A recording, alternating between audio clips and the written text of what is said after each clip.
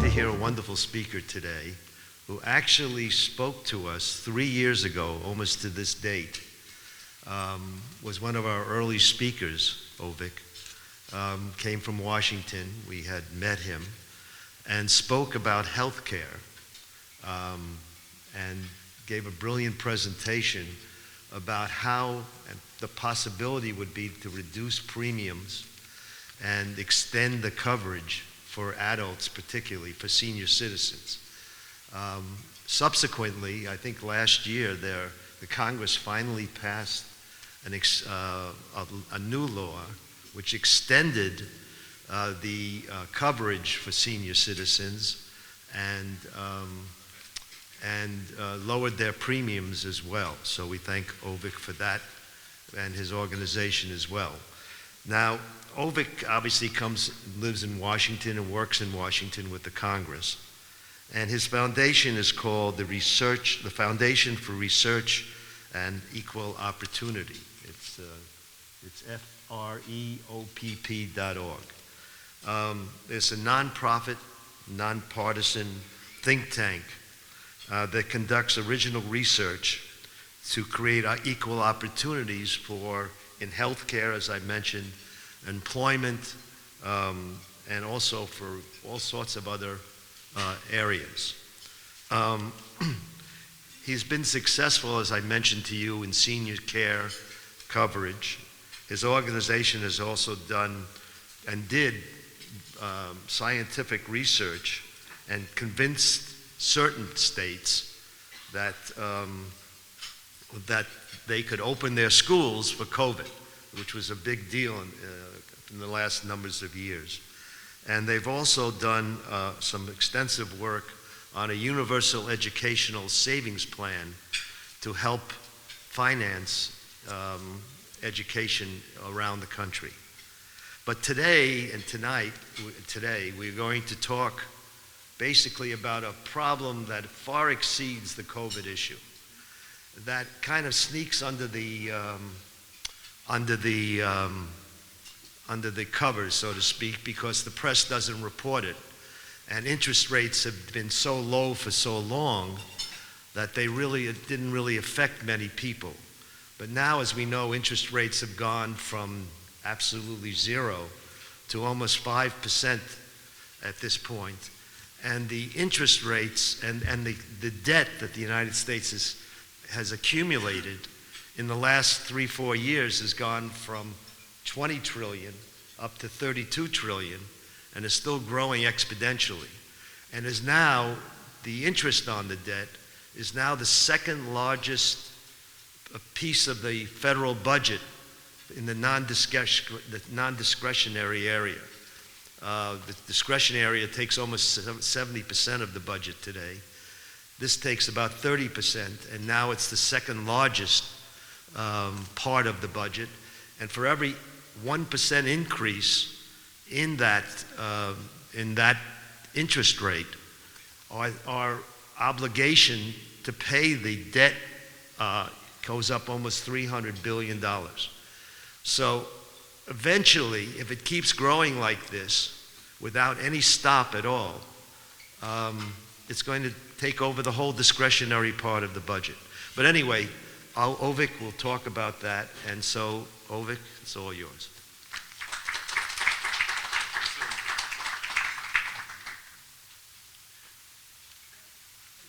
I'm going to take this mic out of here if I can. There we go.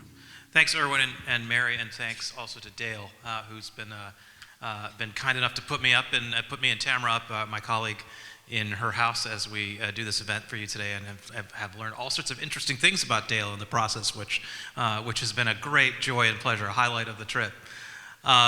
It's great to be back here at the Sailfish Club and at the Kudare Institute, and I know many of you, but I know there's lots of people I don't know. If you were here for my talk 3 years ago on healthcare, this is going to be a little different. Related topic, but a little different, though we will touch a little bit on healthcare as well. What I want to talk to you today about is inflation.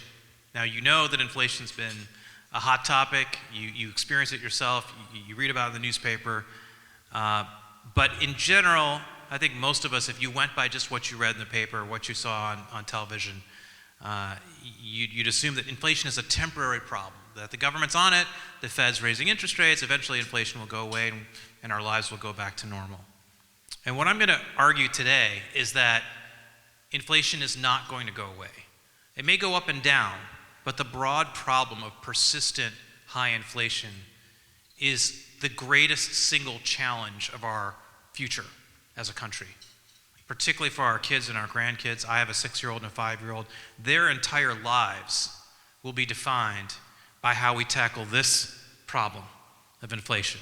And I'm going to go through a bunch of charts that explain why. So don't worry, I know, particularly for those of you in the back, you may not be able to see all the small letters and numbers. I'm happy to email you these slides, send them to you. Tamara, my colleague, can also send them to you. There are cards on your table if you want to put down your info, if you want to learn more about our organization or hear more from us. But we'll make sure that you get this information if it interests you. So let me tell you a little bit about the Foundation for Research on Equal Opportunity. Erwin talked about some of the highlights of some of the things that we've done. Our mission, we founded this organization in 2016 in Austin, Texas, and Washington, D.C. And our mission is to expand economic opportunity to those who least have it. Now, there are obviously lots of philanthropic charitable organizations that try to do that kind of work, but what's distinctive about FreeOp, as we call it, is that we're focused on achieving those progressive policy outcomes of improving the lives of Americans on the bottom half of the economic ladder, using free enterprise and technological innovation and competition. So normally we think of those things as conservative principles, and we think of social mobility as progressive principles. We're in a sense a hybrid. We're trying to do both. We're trying to show that despite what you read or think about the left-right divide in America, there are actually ways to achieve progressive goals with things that might otherwise be thought of as conservative or free market solutions. In fact, there's a lot where that's true. So that's a big way in which we try to get Democrats and Republicans to work together to solve some of these big challenges that we have as a country. And we exclusively focus on improving the lives of lower-income people. So we won't work on an issue unless we're convinced that by working on that issue, we can meaningfully improve the lives of Americans on the bottom half of the ladder. And we're a nonprofit institution, as Erwin said, entirely funded by charitable contributions, headquartered in Austin and Washington.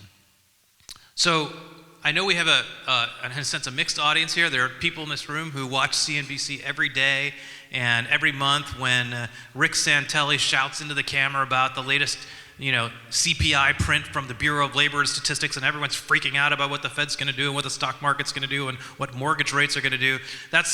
That's the way in which a lot of people, particularly in this community, experience inflation, is by following it for professional reasons. I used to do that too. I worked on Wall Street for a dozen years before I started doing this kind of work.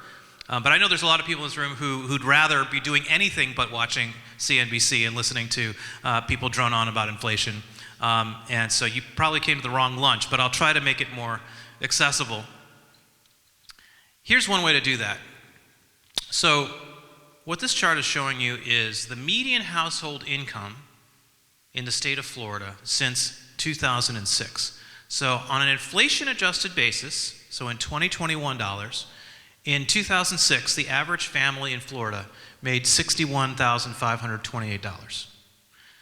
Then there was the financial crisis, and then we started to recover from the financial crisis. Add it all up, in 2020, at the dawn of COVID, what was the average family in Florida making? $60,460.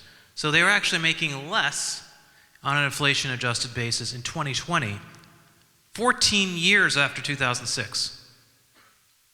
14 years. Now, it's even worse than that, because it turns out, due to a quirk in the way the government calculates these statistics, the value of your health insurance is not counted as income, because it's a fringe benefit that you're not taxed on. So people's health insurance value is actually on top of this. So what's happened in the last 15 years with health insurance? Of course, it's gone up in cost, right? Your premiums have gone up, but it's not just your premiums. Your deductibles have gone up.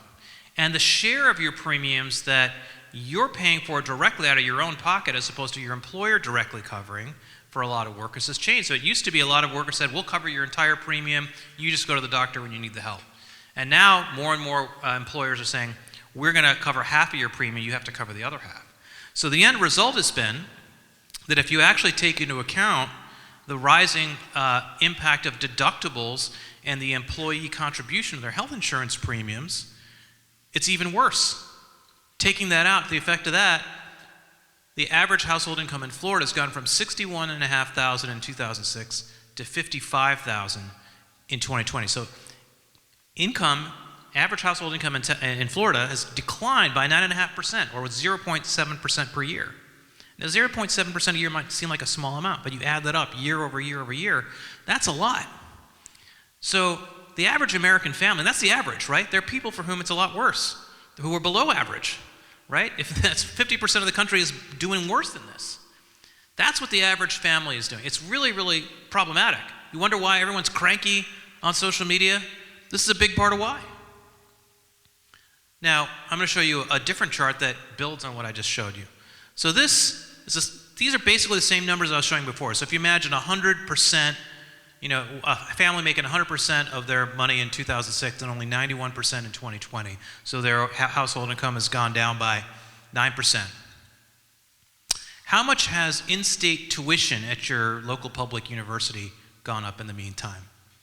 It's doubled, right? So if we think of college as the gateway to a better life, the middle-class American dream, the price of college, in-state tuition, we're not talking about Harvard here, in-state tuition has doubled, while the average family's income has gone down by 9%. And how's the stock market done in the last 15 years?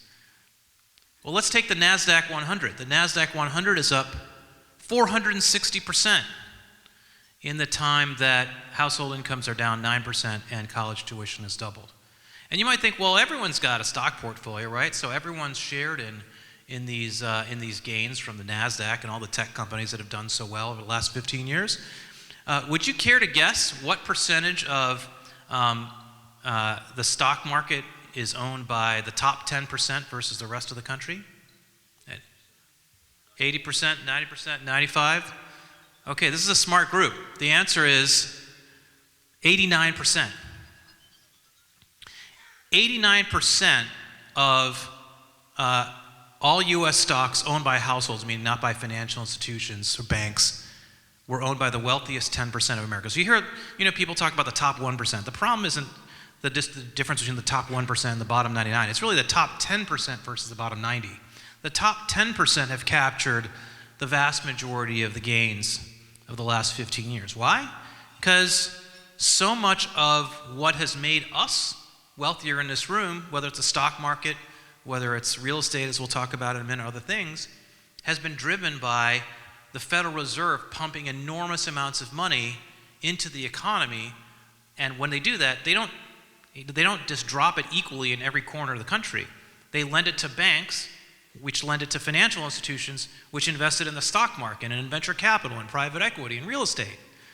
And that's why all this money has flown, in particular, into wealthier hands. And so it's driven, we talk a lot about wealth inequality in the country, and some people say, well, capitalism is the reason why there's wealth inequality in the country. It's really the Federal Reserve. The Federal Reserve pumping all this money into the economy has created a lot of this wealth inequality. So again, look at this chart. These gains to the stock market have all gone to basically, almost all of it has gone to the top 10% of the country. Now let's look at home ownership. And what this chart is showing you is median income, the same thing we've been looking at for these other charts, relative to the average home price. So if the average family earns about $60,000 a year, imagine the average home costing $180,000 a year, so about 3 times the average income. That's what it was, that's what the ratio was for most of the 1990s and the early 2000s. Then the financial crisis comes, and the Fed floods the market with enormous amounts of money. What does that do? It basically dramatically increases the value of the stock market, all those PE ratios, the value of real estate, the price per square foot. And all of a sudden, after the financial crisis and then after the next Fed stimulus during the pandemic, we've gotten to a point where the median household income is only 1/6 of the median home price. So home prices are basically twice as unaffordable for the average family today as they were 10 years ago, 15 years ago. So that's a form of inflation, but it's not exactly measured by the statistic that we call CPI, or the Consumer Price Index. The stock market, not covered by inflation, right? Because the CPI is not measuring the price of the stock market, it's measuring the price of eggs, the price of housing, the price of energy. So a lot of these things are not captured by conventional measures of inflation, but are big drivers of how the American dream and that way of that sense we have of we can always climb up the ladder is escaping so many Americans. So this is a pretty sad and sorry track record. Have we held anyone accountable for the disastrous performance of the last 15 years by the Federal Reserve and by our elected leaders? Well, the answer is yes. We gave Ben Bernanke the Nobel Prize in December. This is King Carl Gustav XVI giving Helicopter Ben, as he's sometimes nicknamed him on Wall Street, the Nobel Prize for his theory that, among other things, that you can basically drop money from a helicopter and everything will be fine. That's the current day situation. Let's rewind. How did we get here? How do we get to this point where we've decided that the solution to so many of our problems is to drive up the cost of homes, to drive up the cost of college, to drive up the cost of everything, basically. And what this picture is of a meeting in 1971 in Camp David with Richard Nixon and his team of economic advisors. And at this meeting, Nixon and his advisors were wrestling with a pretty significant problem. And the problem was something that basically stemmed from another decision that took place in 1944 at the tail end of World War II. Delegates from basically a bunch of allied countries, 44 different allied countries, got together in Bretton Woods, New Hampshire, at the Hotel Washington. And we're trying to figure out how do we design the post-war economic system? How do we rebuild, particularly our trading relationships after the war is over? And the British delegate, a guy named John Maynard Keynes, convinced the delegates that what we need to do is have an international monetary system in which all the currencies of these different countries were fixed to each other. So the countries at Bretton Woods said, we will all trade our currencies to the US dollar at a fixed rate. So the French franc or the Norwegian krona or the Japanese yen would all trade, Japan joined later, but they would all trade at a fixed exchange rate to the US dollar. And the US dollar, in turn, would trade at a fixed rate to gold. So the dollar's value was fixed at 1/35 of a troy ounce of gold. I know some of you, again, are very familiar with this stuff, but a lot of you may not be, because this is pretty obscure stuff outside of financial and monetary circles. So that worked for a while, but the problem was, you all remember that Japan and Europe were rubble after World War II. So as those countries grew, particularly West Germany and Japan, and became the dynamic economies of today, a problem emerged, which is that people like us were buying all these Mercedes and Toyotas, sending our money to Germany and Japan, our dollars, and then they would go to their central banks and say, can we have Deutschmarks and Japanese yen instead of dollars? And then their central banks would go back to the United States and say, hey, we've got all these dollars, can we trade them for gold like you promised we could, 1/35 of a troy ounce? And over time, the gold reserves in the United States started to dwindle. And by June of 1971, around the time that Nixon was having this retreat at Camp David, these foreign governments held $64 billion worth of claims on the $10 billion of gold that the United States had in its possession. And so Nixon and his team were like, okay, what do we do? Some people argued, well, let's negotiate with our trading partners, let's figure something out. Others said, maybe let's devalue the US dollar's relationship to gold, make it 1/70th of a troy ounce or something like that. But what they ended up deciding to do was default. They basically one day Nixon announced in a major speech to the country that we were not going to allow countries to exchange their dollars for gold anymore. Just full stop. Of course, the rest of the world really got upset about this, but the U.S., Nixon and his advisor said, well, tough luck. And Nixon gave a famous speech on August 15th, 1971, where, among other things, he promised that the effect of this action will be to stabilize the dollar. The dollar will be worth just as much tomorrow as it is today. Nixon's big concern which is something he internalized from his time as Eisenhower's vice president, was that if there's an economic crisis, if there's a recession right before my re-election, I'm going to lose. And he didn't want to lose. And he didn't lose in 1972, as many of you will remember. In fact, he won 49 states, one of two presidential candidates to ever do that. So suffice to say, his strategy worked in the short term. But in the long term, something else happened. This chart's showing you the value of the US dollar relative to gold since 1948. So this top part's when it was pegged to 1/35 of a troy ounce of gold, or 0.0286 if you do the math. So that's what this line is. But then, after the Camp David meetings, Nixon blew up that agreement. Basically, there was no relationship between the dollar and anything anymore in terms of value. It could just be whatever anyone thought it would be. And the value of the dollar relative to gold collapsed. Today, the US dollar is worth 1/50th relative to gold of what it was in 1971. It's about $1,750 for a troy ounce of gold today. So the purchasing power of a dollar relative to gold fell by 98% within a few short years, and particularly, in this period in the 70s. So, Reagan, when he ran for office, he blamed Carter for all this terrible inflation that happened in the 1970s. But there's an equally good case, if not a stronger case, that it was actually Nixon's fault that we had all the inflation that we had in the 70s. And yes, in the 80s we started to tackle that inflation, and finally this all played out and the dollar found its level. But even low inflation is a problem, as we've talked about. If your income declines by 0.7% a year for 15 years, your income's down 10%. If inflation is 2%, that means over a generation you've lost half the value of your savings. Now maybe you hope that your wages increase to compensate for that, and that can happen.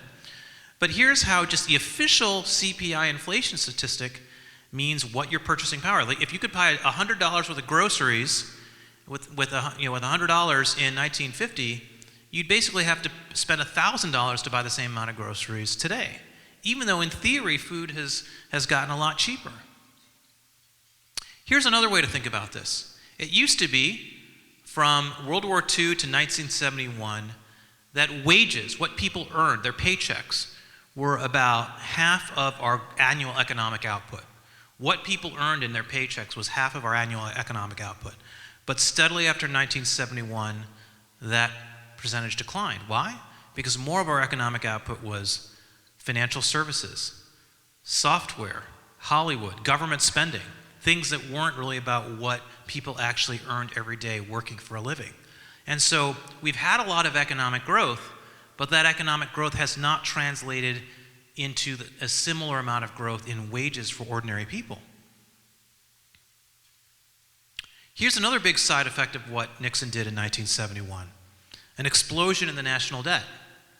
So this is the national debt since 1900 as a share of our GDP, our annual economic output.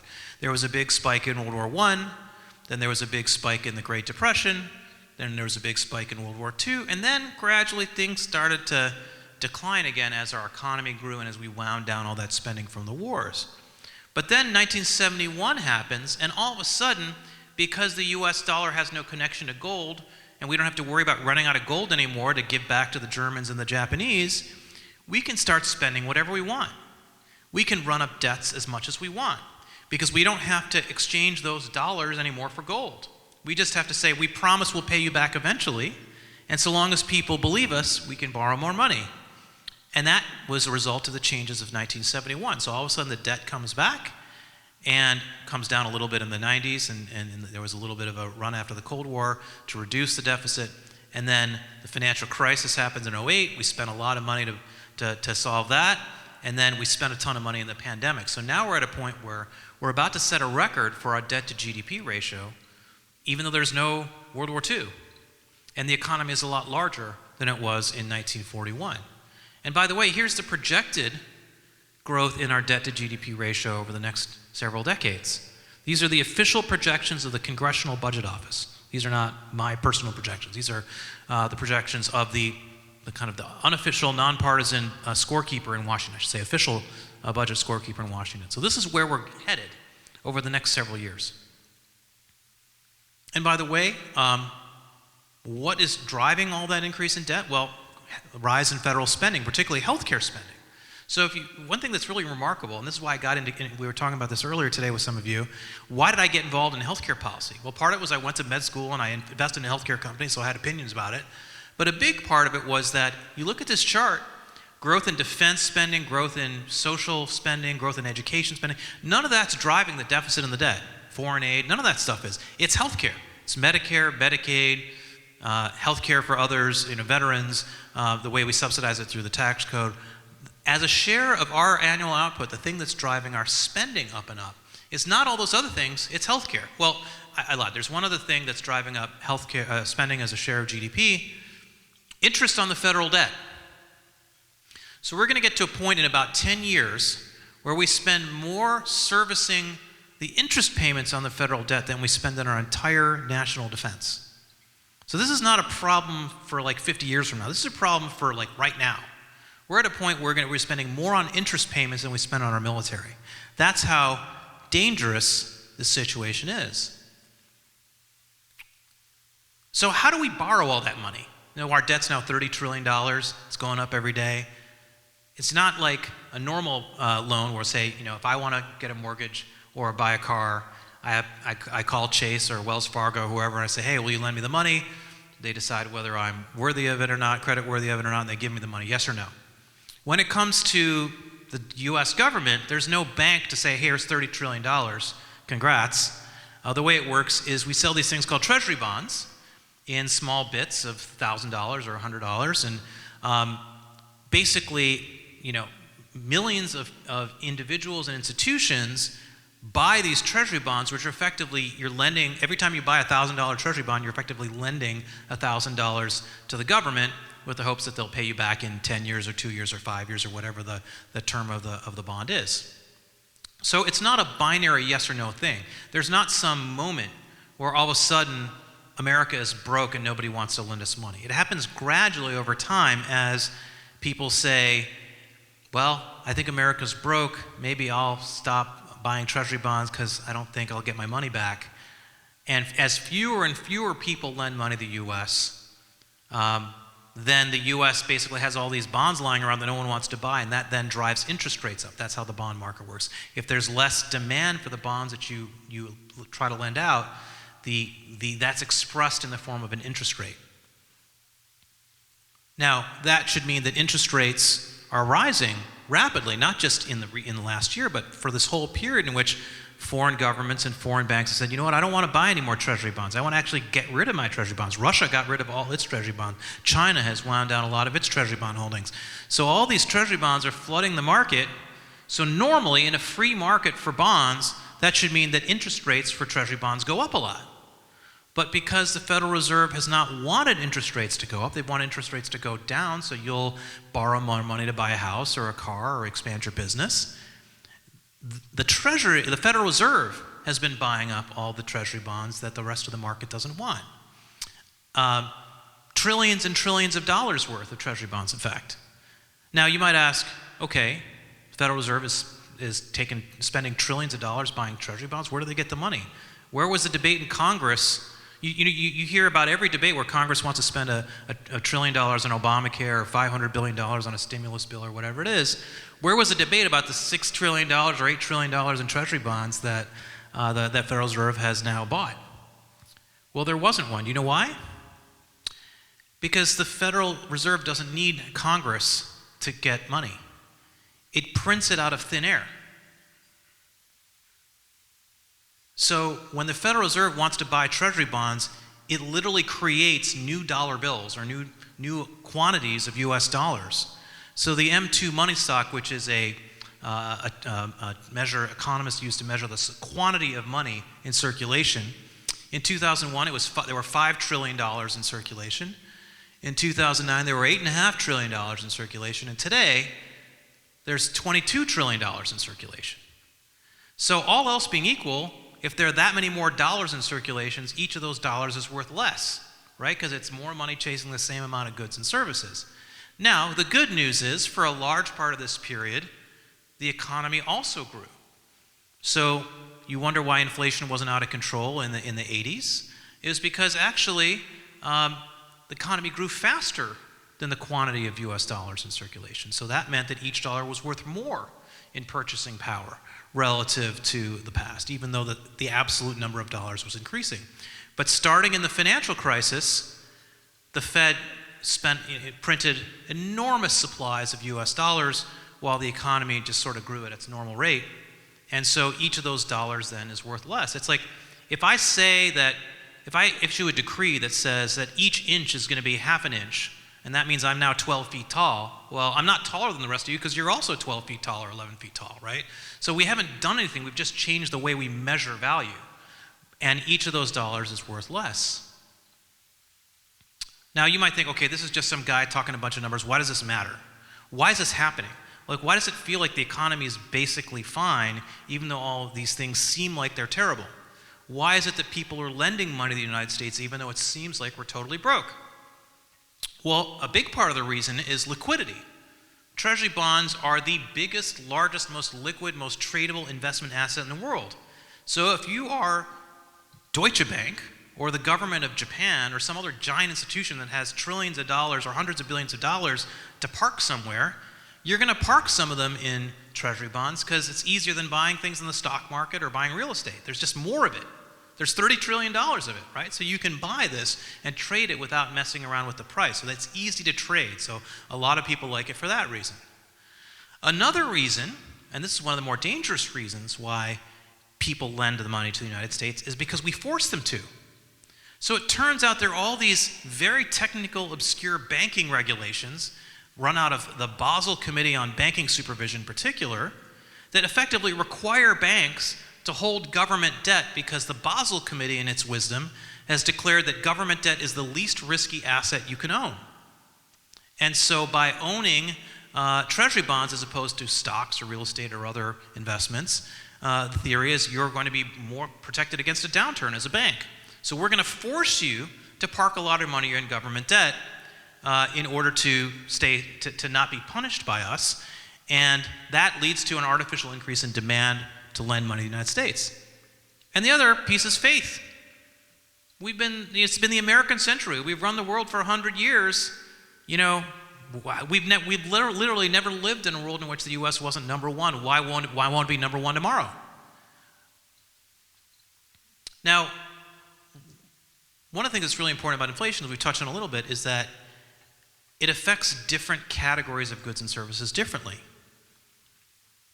So if you actually break down the consumer price index into its components and say, okay, which parts of our economy are getting more expensive versus less?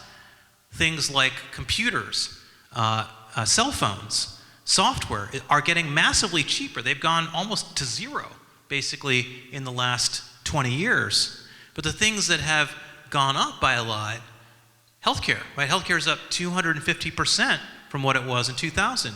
Childcare, college tuition. In recent years, because of high energy prices, things like fuel costs, home utility bills, transportation have gone up a lot. Hourly wages have only gone up a little bit, and inflation overall seems like it's low. Why?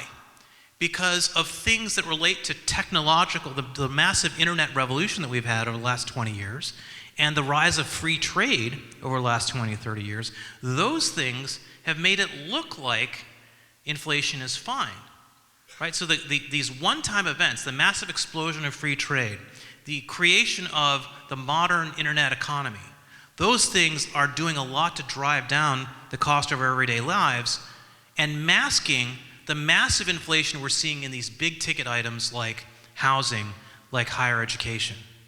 And so that's one of the reasons the Fed says, inflation's fine. We can keep flooding the market with money because they're benefiting from all these things that have nothing to do with the Fed, that have to do with technological improvements and the expansion of trade. And so what is the large consequence of that? We've talked about the average household, how the average household struggles and is not participating in the growth in the stock market and real estate like we are.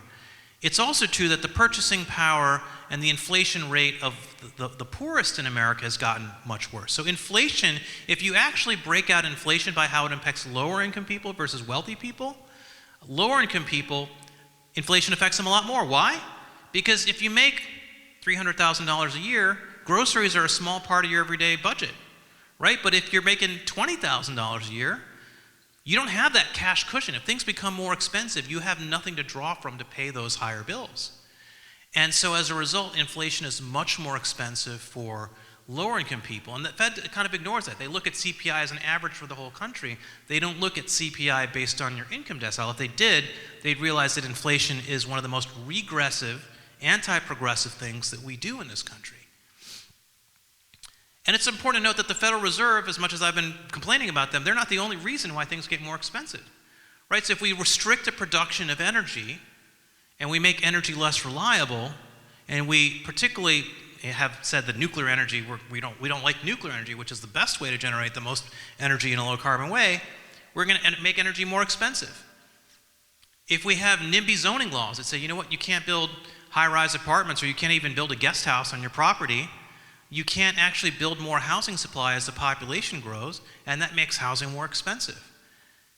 If we massively subsidize healthcare for everyone, even the wealthiest in America, then we're going to spend more on healthcare, whether we think we should or not. And that makes healthcare more expensive for everybody. Childcare, same thing. We have these child tax credits where we now say, hey, we're going to pay for everybody's childcare, but we're also going to require that every childcare provider has to have all these licenses and permits and all this other stuff. The end result, childcare is more expensive. Private schools, preschools are more expensive than they've ever been, right? And so all these things have gotten more expensive because of policies that have nothing to do with the Fed. They have to do with the way we've subsidized and regulated these very important services and goods. We had 100 years ago, this year, 2023, is the 100th anniversary of one of the most notable examples of inflation gone awry in the history of Western civilization, and that is Weimar Germany. So 100 years ago, basically, Germany was having to pay off these reparations from World War I, and they were punitive reparations because the rest of the Allies were really mad at Germany. And the other thing that the Allies did, particularly France, was they said, we're going to take over all the industrial heartland of Germany. So you're not going to be able to build anything. You're not able to actually generate any industrial revenue for your economy, and you're going to have to pay us all this money. So Germany didn't know what to do. They had no money. They were going into debt. So what did they do? They printed more Deutsche Marks to pay off all their debts. And in the beginning, it seemed great. The stock market was flying, just like it has been in recent years for us. But eventually, people were trading their Steinway pianos for a sack of potatoes because their savings were worth nothing. In this picture, you can't see it, but this is like a 1 million mark note. If you bought a coffee in the morning, the prices of the coffee were changing by the afternoon if you want to get another coffee at lunchtime. And it got to a point where the whole economy collapsed, and that directly led to the rise of Hitler in the 30s. So will this time be different? Or will we be like Germany? Will something else happen to us? Will we have some better outcome? My hope is that we can have a better outcome than Germany, and for a number of different reasons. One, there are ways to solve these problems. We have the tools, we have the ideas, we have the knowledge to actually tackle inflation in a way that we may not have understood 100 years ago when Germany went through the same thing. One, we have an 80-year-old technology called nuclear energy that allows us to provide all the energy, particularly electric energy, that America needs, and still not be increasing, in fact, decreasing massively the amount of carbon dioxide in the atmosphere. So the degree that you have on the environmental left, people saying, well, we've got to make energy more expensive so people use it less. Well, people aren't going to use it less. People still need air conditioning. They still need to drive their cars. They need heating. They need to use their computers. So we're going to need energy. We're going to need more energy in the future than we need today. So making energy less available and more expensive only makes life more expensive for lower income Americans. We've got to make energy more abundant, more reliable, and more affordable. And we have the tools and the technologies to do that today. We just have chosen not to use them. Housing. We can do a lot to reform our housing rules so that where it's appropriate, we can build more housing for more people instead of putting all these restrictions on the growth of housing so that, when housing is expensive, what we've done is we said, let's subsidize it more. Even though there's no place for you to live, we'll give you some housing assistance to go look for a place to live. Well, that doesn't solve the problem. You don't solve a shortage of bread by subsidizing people's purchases of bread. You say, let's make more bread, right? And that's what we've got to do with housing. In healthcare, there are ways, and we'll touch on this a little bit more in a minute, there are ways to make our healthcare system less expensive and more fiscally sustainable. And like to take higher education as another example. The way we've driven up the price of higher education is totally the result of federal policy. We say to people, borrow this money. We'll give you a subsidized student loan. You can borrow $250,000 from the government, no questions asked. If you default, don't worry about it. The taxpayers will pay for it. Wink, nod. And what do colleges do? They say, this is great. You can borrow whatever you want, and I can raise my prices by 10% or 15% or 20% a year, and you won't even notice because, you have the student loan that's basically not going to cost you anything because you can default on it. Nobody cares. And so what's happened? As we've seen, higher education has gotten more and more expensive with no accountability. The university system in America basically treats all of you like an ATM. You can be charged, they can charge whatever they want, and they can hire as many associate deputy deans of whatever as they want, and you're going to pay the bill. And are the students who actually try faithfully to pay their loans back. So there are ways to actually reverse that trend and make the student loan system more accountable for the prices that universities charge for the degrees that they confer. Now I'm going to touch, this is my last meaningful slide before we can do Q&A. And this is on healthcare specifically. Because as I mentioned before, if you really want to tackle the problem of inflation, you've got to tackle the problem of the federal debt. And you can't tackle the problem of the federal debt unless you make our healthcare system more fiscally sustainable. Well, how do you make our healthcare system fiscally sustainable without throwing people on the street? And that is a core area of work at FREOP that we spent a lot of time on. The first thing we have to do is we have to make the system affordable for every generation. What I mean by that is it can't just be a universal system for today. It has to be a system that our grandkids can pay for too. So it has to be fiscally sustainable along with being universally affordable. We have to have a system of personalized coverage and care, not a one-size-fits-all system. That's the thing about the UK and Canada approaches that a lot of Americans don't like. They don't like the idea that, well, I may need something very specific and I won't be able to get it. Canadians can come here, right? But where will we go? So you want a system where people have as much choice as possible in the way they get their care, the way they get their coverage, the kind of care they get, the choice of doctor. We can preserve that. Countries like Switzerland and Germany and others have shown that you can have broad choice in where you get your care while still having a universal private sector-based system. We need to have fairness to taxpayers. So people like me, relatively normal people pay taxes so that Mitt Romney and Warren Buffett can get government-subsidized health care through Medicare. I'm subsidizing the health care for all you guys. You don't need Medicare, right? You could pay for your own health insurance. At least most of you can. But ordinary taxpayers are subsidizing your health care costs through the Medicare system. I think it would be okay if many of you who could afford it could pay for your own health care and we actually got that off the taxpayer rolls. Let's have a system in which the subsidies for assistance to afford health care are for truly vulnerable populations, people who otherwise couldn't afford it on their own. Let's do that. If we just did that, we could cut half of our public health care spending and eliminate the deficit tomorrow if we just did that one thing. And of course, let's preserve the crown jewel in our system, the highly innovative science and technology-driven system that leads to new cures, new treatments that we all benefit from. That's something we all care about, and there are ways to do that while still keeping the cost of healthcare lower than it is. So I'm going to stop there because I know I've inundated you with a lot of information. We can talk about any of this you want in the Q&A and thereafter. If you want to go to our website, you can check out a lot of our ideas on what to do. You can type in subscribe.freeop.org into your phone or your browser and join our mailing list. And you have cards at your table as well where you can give us your info. And with that, let's have some questions. Thank you very much.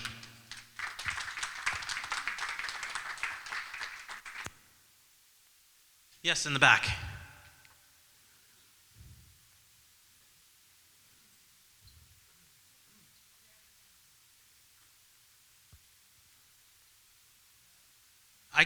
If you can speak up, I'll repeat the question.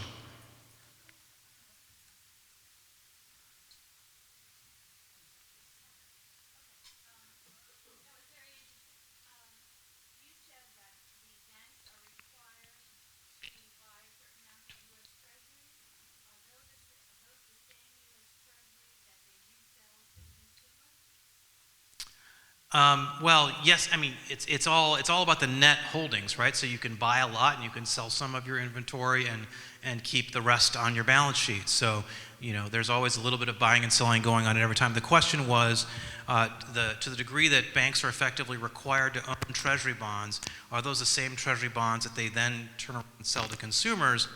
The short answer is yes, but they don't sell all of them to consumers. They're required to hold a lot of them on their own books so that they have the cash cushion in case of a downturn. In theory, the idea is that those treasury bonds will still be worth enough even if the stock market crashes and other things crash. The problem is, if the U.S. government crashes, then where are you going to turn?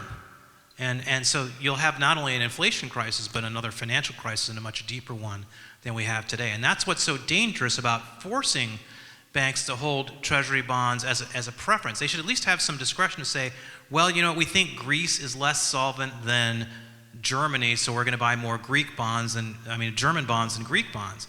But they're all effectively classed in the same way. They're all seen as risk-free assets. And that creates effectively a bubble.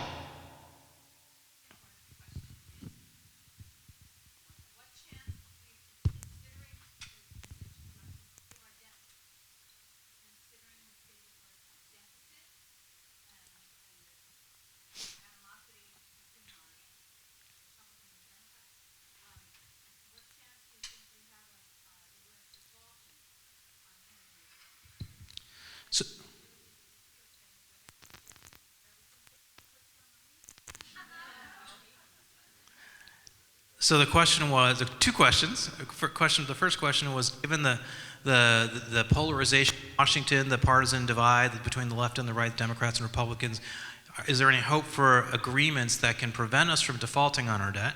And then, where would you put your money today if I wanted to offer some financial advice to this very sophisticated crowd?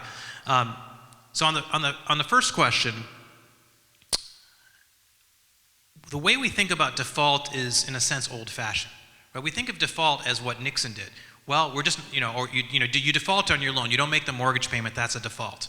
Right? And countries do that too. They just say, Latin American countries were famous for this a few decades ago. They say, well, we're just not going to pay this bond anymore. Tough luck, everybody. Tough luck, investors. And that country would then not be able to borrow money anymore, and it would be really hard, and they'd have a bigger financial crisis. It would be a big problem. So that's how we think of default. But there's another way to think of default. Imagine if I owed $100,000 on my mortgage, but I had a magic wand, and by my own fantasy, my own fiat, diktat, I could say that $100,000 was worth half tomorrow than it is today by devaluing the value of each of those dollars. That's not default in the sense that I'm still paying the mortgage. I've just said that the unit of debt is smaller. That dollar that I owed you, it's actually worth half of what it used to be. We don't call that default. We call that inflation. That's my whole point. So that is what's happening now. We are defaulting every day. Every day we make the dollar less valuable than it was the day before. We are softly and gently and quietly defaulting on our debts to the world. Right now, even with interest rates having increased so much, the federal funds rate, the typical rate that you might get on a treasury bond as well, is, let's call it 4.5%, somewhere in that range.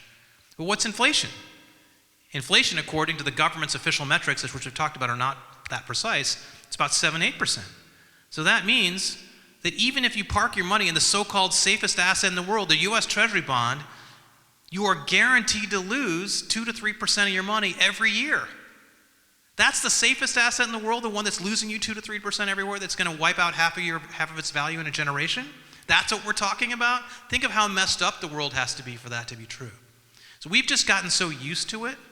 It's like a fish not noticing it's swimming in water. We've gotten so used to this state of affairs that we don't realize how dangerous it is. We complain about the consumerist American economy, why people buy now and don't save. Why should they save? Because if they save, they'll only be punished for it. In fact, the explicit policy of the Federal Reserve, the U.S. government, is say, you know what, we don't want you to save. Because if you spend your money instead of saving it, that's a stimulant to the economy.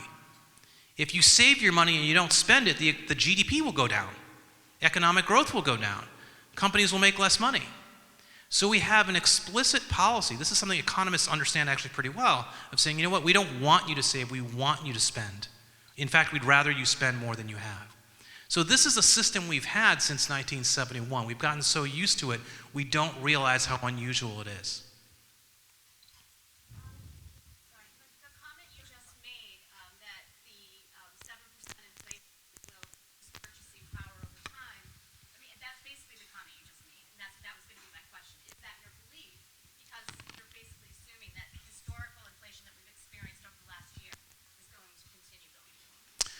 Yeah, and I would say, just to be clear, the CPI may or may not accurately measure the way in which Americans experience inflation. So the question was, again, I apologize, I don't know where the mic is, but you got it. Okay, sorry. So I'll just follow you. You'll lead to the questions. You think about housing prices. The way the Bureau of Labor and Statistics measures the increase in the price of housing is this very strange thing. They ask homeowners, if you had to rent out your house, how much do you think you could get for it in rent? And based on that survey, they decide how much housing has gone up or not. But that survey always lags the actual Zillow or MLS market-based increase in retail home sales. So we're actually at a point where about 5% of inflation is not accounted for in CPI because it's going to basically occur next year or the year. It's going to be counted next year or the year after, just because we had a 20%, 25% year-over-year increase in home prices in 2022.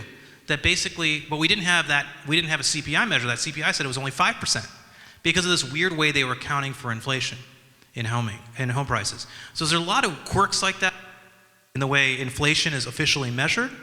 But broadly speaking, what I'm saying is that the affordability of everyday life is going to get worse. The affordability of healthcare, if nothing else changes, is going to get worse. The affordability of college is going to get worse. And not just college, vocational school, trade school, all these things that people do to try to get jobs in the economy, it's getting worse. So social mobility is going down because these things, we used to take for granted that the average person could afford to buy a home if they worked hard and made it in America. And today, that's increasingly untrue.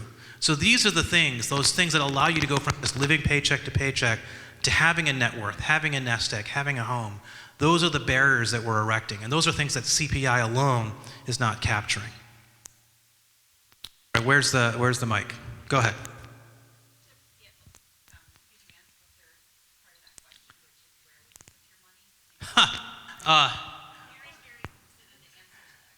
Okay, where would you, well, I'd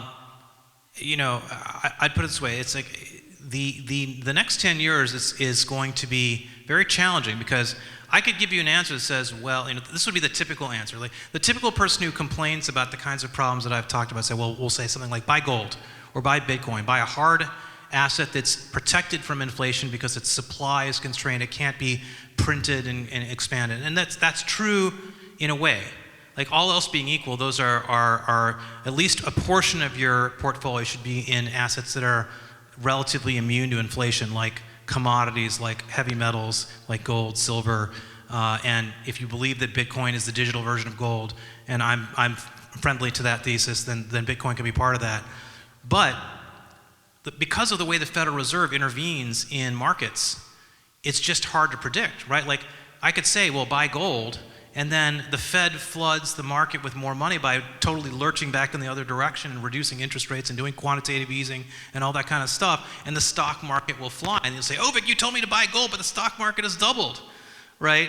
So I'd say the number one piece of investment advice I have after 12 years on Wall Street and 12 years of not being on Wall Street but watching it very closely is align your investment decisions with the Fed.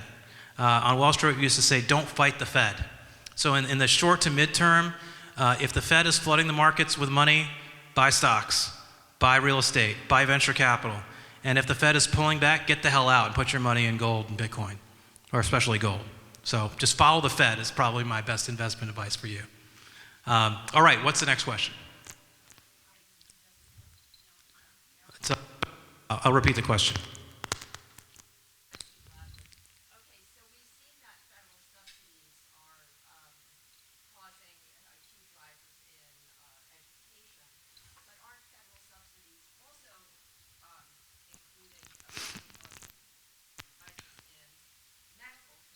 Absolutely.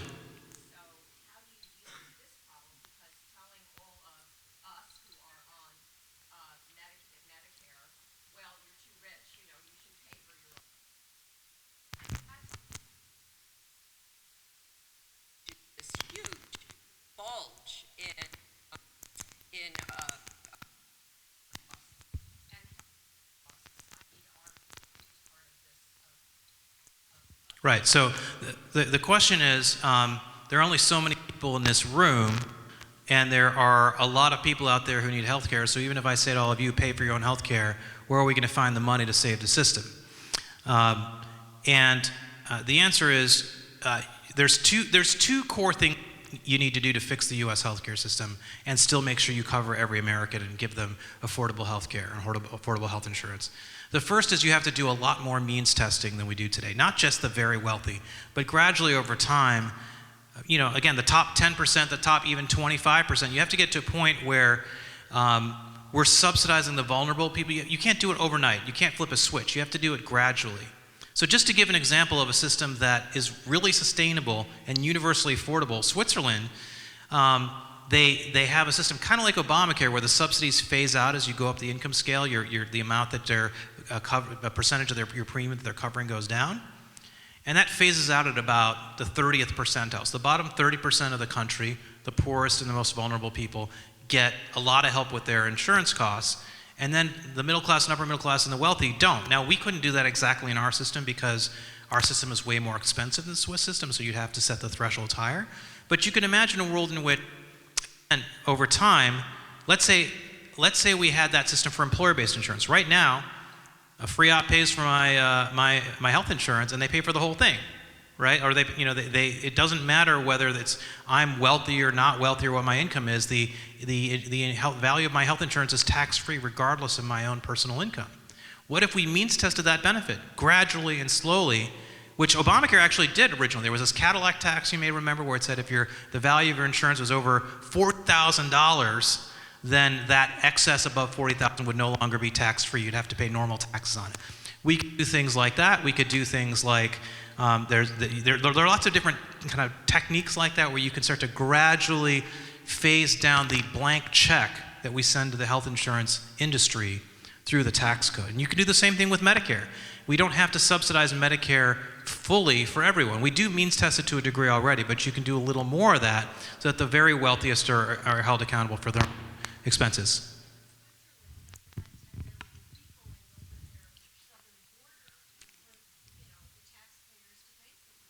So Mary's question is, what about the 10 million over the border who are undocumented or illegal immigrants? So what do we pay for their health care, and therefore that's a driver of the costs?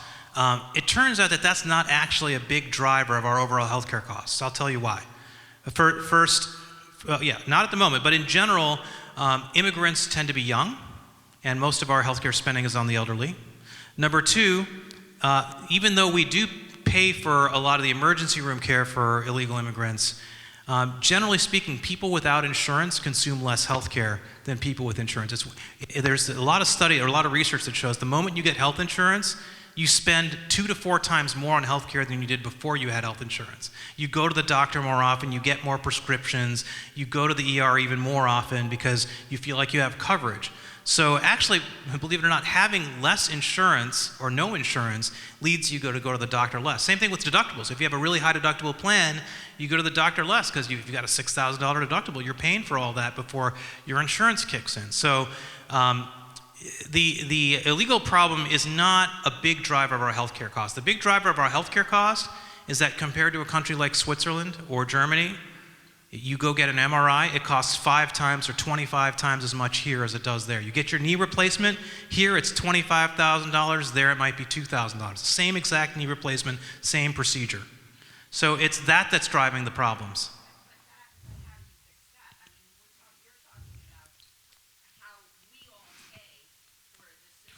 Yeah.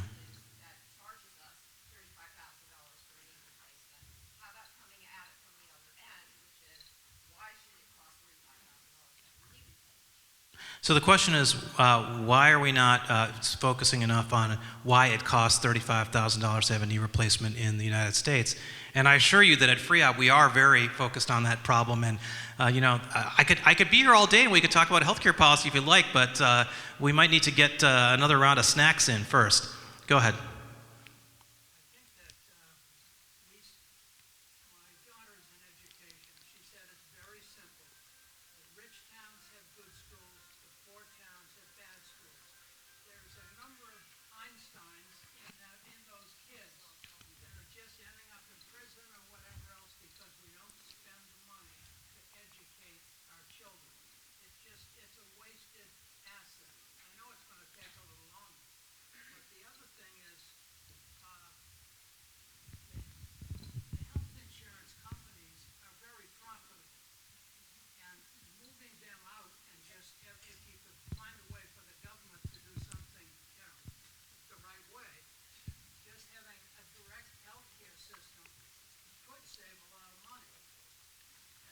So, why are so many really wealthy people not paying any taxes? okay, so 3 questions, and we're getting a little far afield, which is great because we can talk about all these things. So the first question was, what about the disparities between funding of schools in rich districts versus poor districts? The second question is, why not just wipe out the insurance companies and their profit, and then we could have a more affordable healthcare system? And the third was, why can we do more to help the rich pay more taxes and thereby solve some of our problems? I'll start with the last question first. So it turns out that the United States, the United States actually has the most progressive tax code in the world, by which I mean the wealthy, the high earners in America provide a larger share of the government's revenue than in almost every other industrialized country. In the countries that a lot of people on the left admire, like the Frances and the Swedens and the Germanys, a big chunk of the revenue, the bulk of it actually, is generated by value-added taxes or sales taxes. So these are taxes that everybody pays. Every time you buy something, you pay a VAT.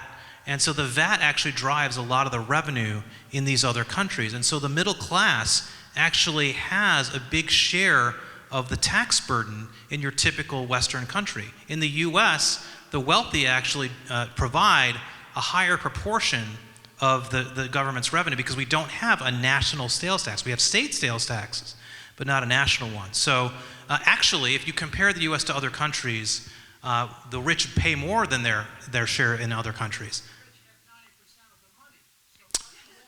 Let's get to your other questions before we get back to that. So the second question was, or one of the other questions was, what about if we got rid of the profits from the health insurance companies and we use that to save a lot of money in the healthcare systems? The typical operating margin of a health insurer is 5% of premiums. So yeah, if you wiped out the insurance companies and you assumed that the government could do their job more efficiently, which is a highly contestable point, you'd save a grand total of 5%. And our healthcare system is double the cost of everybody else's. So that 5% won't get you very far, especially given that the cost of healthcare in America increases by 6% a year. So you'd wipe out those savings in 1 year. So it wouldn't make that much of a difference. You really have to get at the underlying problem, which is the cost of hospital care, the cost of that knee replacement, the cost of the prescription drugs. So you have to tackle that. And that's not driven by the conduct of the insurance companies. It's more driven by the tax code and the other things we do to reward high-priced healthcare, which again, we can get into, but let's take your last question, which is the difference between wealthy school districts and low-income school districts and how that leads to differences in opportunity. That's an issue we've spent a lot of time on, and it'll surprise you to learn that funding for low-income school districts versus high-income school districts is roughly the same, because the federal government, through the school lunch program and other subsidies, backfills a lot of the gap between high-income school districts and low-income school districts. So the difference between high-income school districts and low-income school districts isn't the funding that goes into the districts, surprisingly enough. It may seem hard to believe, but that's the fact. That the real problem is the broader failure of the community infrastructure.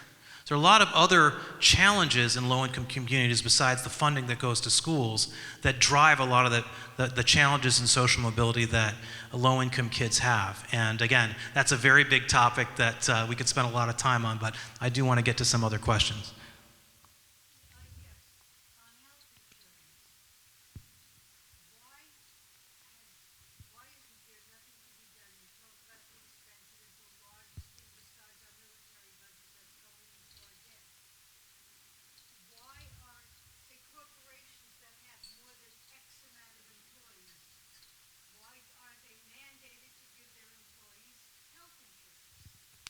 So the question is, what the Why don't they pay?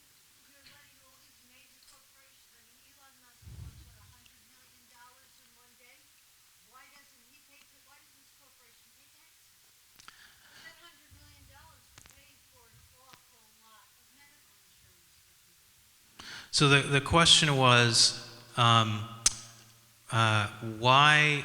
Remind me of the first part of the question. The last part was why Elon and Tesla don't pay more taxes. What was the first part? Oh yeah, why don't aren't employers required to cover insurance? They are.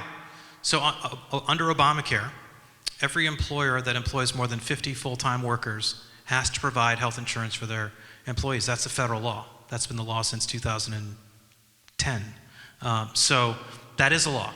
Smaller companies are not under that same mandate because they may not have the resources. That's the theory anyway.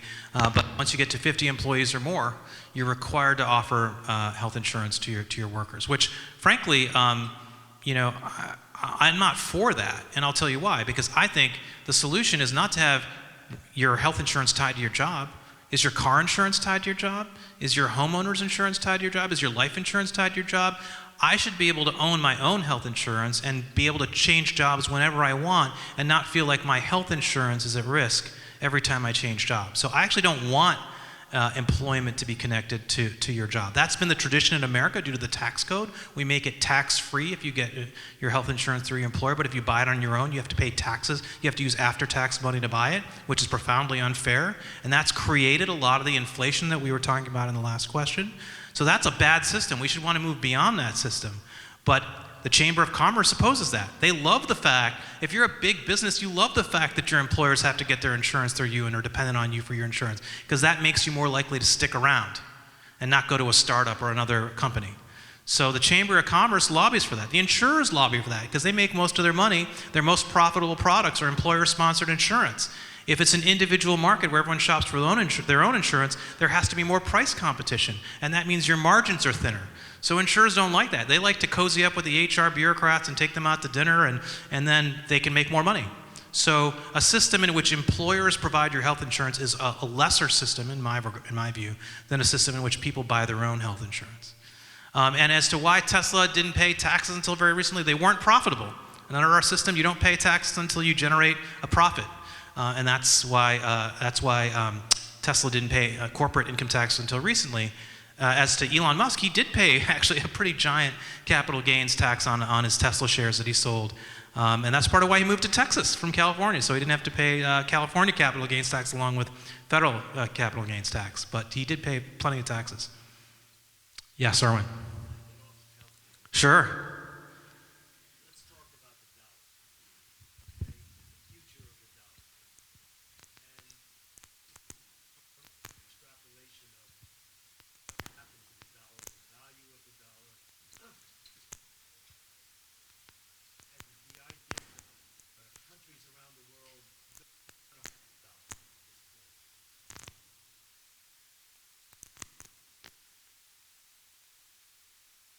Exchanging for other countries.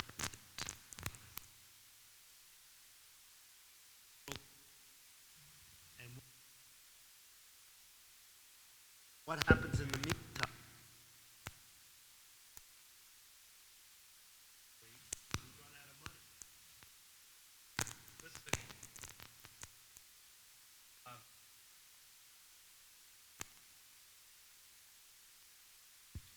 There we go. So Erwin asked a really good question, which is, given all the very terrifying and doom and gloom things I've talked about, I really do want to have an optimistic conversation too, and I want to emphasize that there are solutions to these problems, and there are ways, I think, to rally the country to come together to solve a lot of these big challenges. We've always done it throughout our history. We've solved and overcome a lot of incredible challenges. Think about the Depression, think about the Civil War, think about World War II. We've done an amazing amount in much more challenging circumstances than we're dealing with today. So we are capable as Americans of overcoming these challenges, and that's why I do the work I do. So even though I've been talking a lot about the problems we have, the reason I'm emphasizing how negative they are is because unless we know how serious the problem is, we won't try to solve it. So the first step is to recognize, it's like what Alcoholics Anonymous says, right? First you have to know there's a problem before you can actually deal with the problem. So that's why I've been emphasizing talking up how serious the problem is. And Erwin's question is, if given how serious the problem is, what's going to happen? Could the dollar lose its preeminent status in the world, and what would be the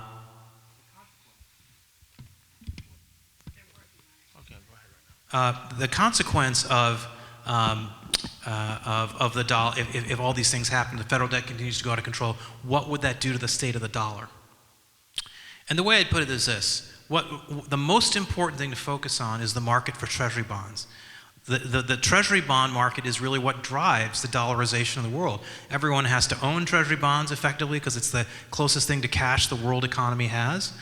Almost all the oil in the world, though slightly less today than 10 years ago, is traded in oil. Saudi Arabia and the U.S. have kind of a quiet deal to basically where Saudi Arabia sells most of its oil in U.S. dollars, though the frosting of relationships between U.S. and Saudi Arabia are starting to change that. Saudi Arabia has agreed with China to denominate some of its oil transactions in renminbi now.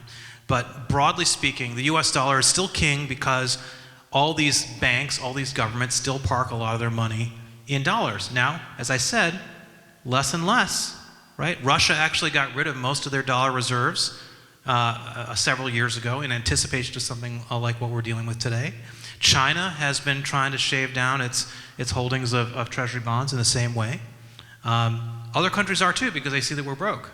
Now, again, the big advantage the U.S. has, I talked about the Basel Accords, I talked about the fact that people are sort of complacent about the status of the U.S. in the world. The big one is the fact that the U.S., the Treasury bond is so gigantic in size. There's $30 trillion of debt. That means you can buy and sell it. Like, imagine if there was $30 trillion of real estate in Palm Beach and you buy and sell it all day, right? $30 trillion is a lot of money, and it allows for all these big institutions to buy and sell Treasury bonds and use it as a form of cash, even though it's the melting ice cube whose value is declining a little bit every year. Now imagine a world in which China decides, you know what? We're big enough now, we're mature enough as an economy, we're going to start selling our debt on the open market. And you can buy Chinese government bonds. What if the European Union says, you know what, right now it's German bonds and I can't remember what the French bonds are called, all these different European countries, they sell their debt individually.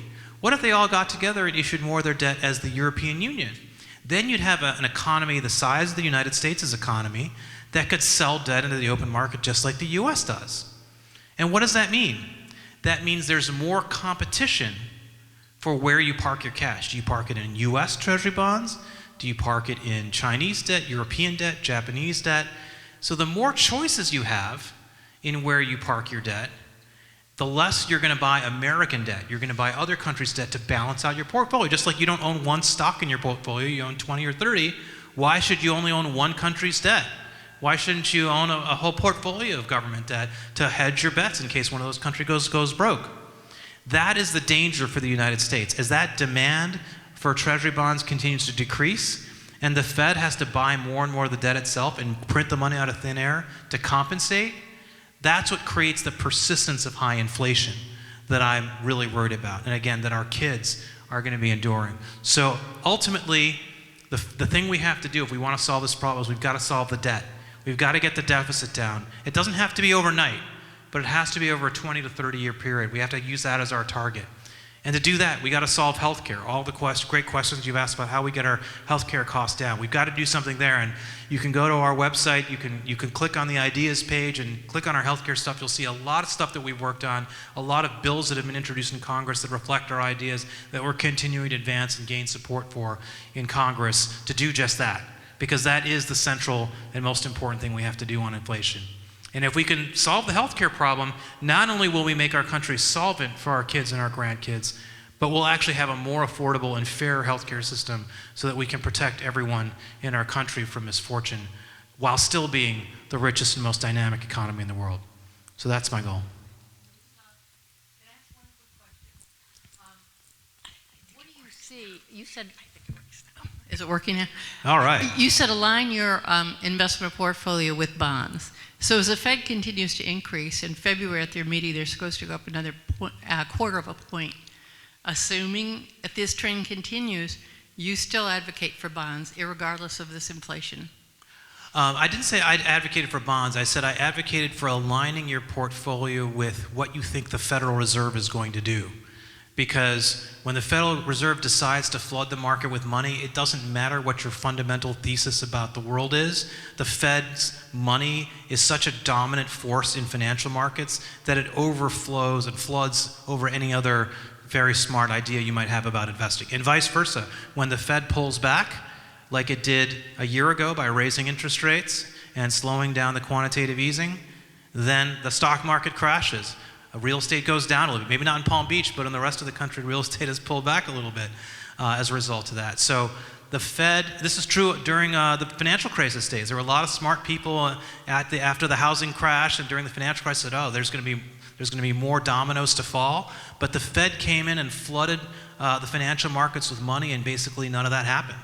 And so that's the one thing I've learned the hard way, and I suppose I tried to learn my own investing from, is don't fight the Fed. Try to have a sense of what the Fed does. And that means you have to obviously follow very closely what the Federal Reserve does, even if it makes your eyes glaze over.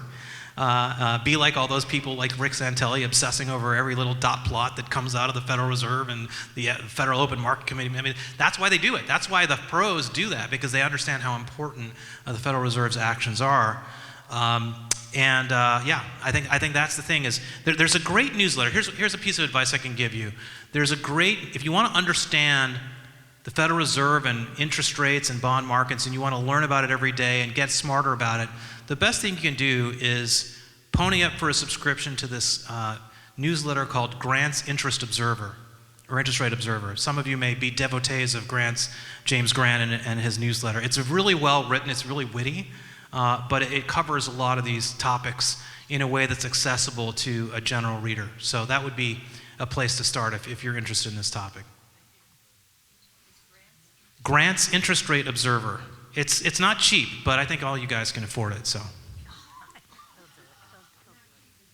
all right, go ahead. In the corner over there. My question is about the euro. The dollar just devalued against the euro in the last week by another couple percentage points. There was no action by the Fed. Everything's been baked in. So why did that happen? Why is there fluctuation between the European Central Bank, bank's announcements of interest rates, and the Fed? Why would there be the volatility against the dollar this way between those periods? Well, I can't speak to the specifics because I've been too busy generating my slide deck and traveling the country to talk to fine folks like you to follow the day-to-day travails of the currency markets. But in general, what I can tell you is that a relationship that you can see with some regularity is where interest rates are lower, the currency tends to fall relative to where interest rates are higher. So over the last year, as the U.S. was really the first country to raise its rates because it wanted to tackle inflation, the European Central Bank and other governments were a little slower to raise rates in response to inflation. And so as a result, because the U.S. was early in raising rates, that meant the dollar became more attractive on a relative basis to the currencies of these other countries or continents like the euro. And so that was why the dollar appreciated relative to other currencies in 22. Now, this year, what happened in the last couple weeks, I can't tell you, but often those dynamics are often at play where people who trade currencies are basically following what central banks are doing and trying to anticipate who's going to raise rates, who's going to lower rates, and let's make bets there. People also look at broader economic growth, but in the short term, often it's the conversation about interest rates that drives a lot of that. A follow-up question. Why don't more Americans then borrow in Europe where interest rates are 3%? What banks in Europe will take Americans to do that? Bank rates in Europe are 3%. Well, that's a really smart question because it turns out some of the wealthiest hedge fund managers in the world have been doing this for decades. It's called the carry trade. So it used to be that Japan had really low interest rates relative to the U.S. And what people would do is they'd borrow money in Japan and then invest it in the U.S.